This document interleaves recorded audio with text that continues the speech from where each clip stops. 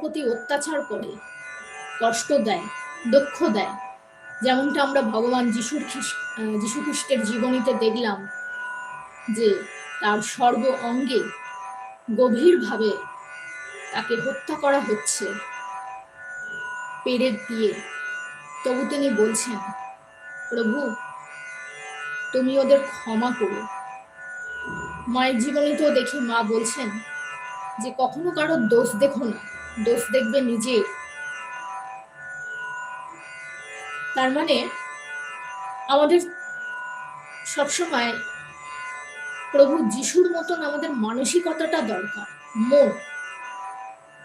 আমরা তো সবাই শরীর কেন্দ্রিক, আমরা শরীরের এতটুকু কষ্ট সহ্য করতে পারি না। যিনি অবতার পুরুষ, যিনি ভগবান, তিনি যেটা পারবেন আমরা সাধারণ মানুষে সেটি পারবো না। কিন্তু